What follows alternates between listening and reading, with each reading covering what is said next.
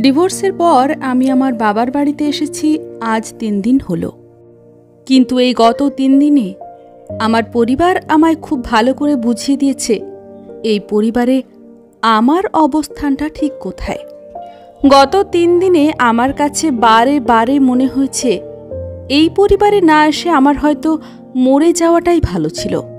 ডিভোর্সের পর প্রথম দিন সকালে যখন আমি আমার মায়ের সাথে নাস্তার টেবিলে বসলাম, আমার মা আমাকে উদ্দেশ্য করে বলল, এই বয়সের ছেলেরা একটু আধটু এমন করে, তোমার আর একটু মানিয়ে নেবার দরকার ছিল। আমি অবাক চোখে আমার মায়ের দিকে তাকিয়ে রইলাম, কিছুই বলতে পারলাম না।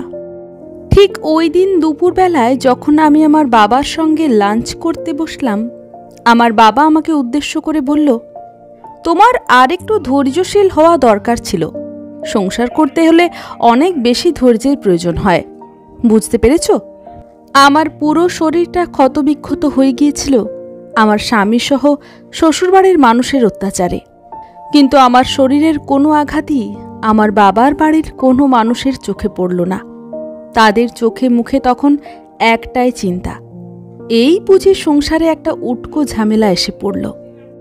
বিয়ের পর আমি আমার স্বামীকে না জানিয়ে আমার সমস্ত গহনা বিক্রি করে সেই টাকা এনে তুলে দিয়েছিলাম আমার ভাইটির হাতে সরকারি চাকরির ঘুষের জন্য। অথচ সেই ভাই আমাকে বলল, আমার জন্য নাকি এলাকায় মুখ দেখাতে পারছে না। আমার যে ছোট বোনটি বিয়ের আগে প্রেগনেন্ট হয়ে গিয়েছিল, শুধুমাত্র তার মানসম্মানের কথা ভেবে আমি তার প্রেমিকের হাতে পায়ে ধরে তার সাথে বোনটির বিয়ে দিয়েছিলাম।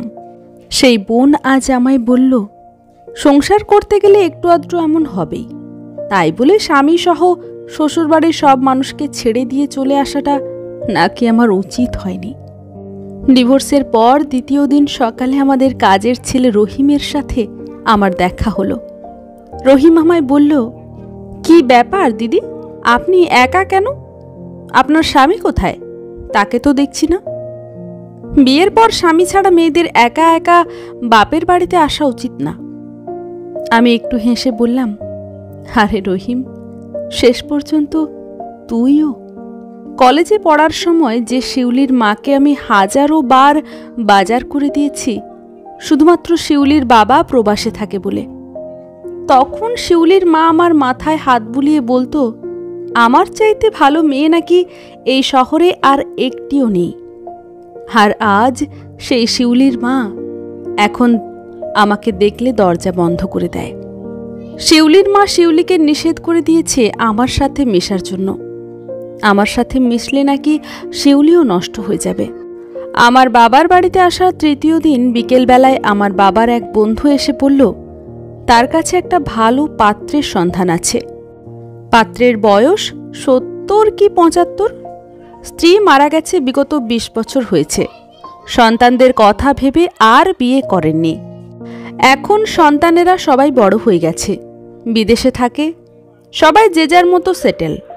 ভদ্রলোক নিঃসঙ্গতা কাটানোর জন্য এখন বিয়ে করতে চায়, তার একজন জীবনসঙ্গী দরকার।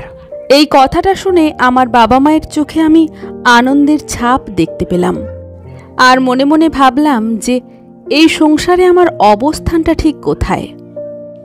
আসলে আর ঠিক কতটুকু ধৈর্য ধরলে আমার সংসারটা টিকতো বলুন তো? আমি নিজেও ঠিক বুঝতে পারছি না যে আর ঠিক কতটুকু ধৈর্য ধরলে আমার সংসারটা টিকতো।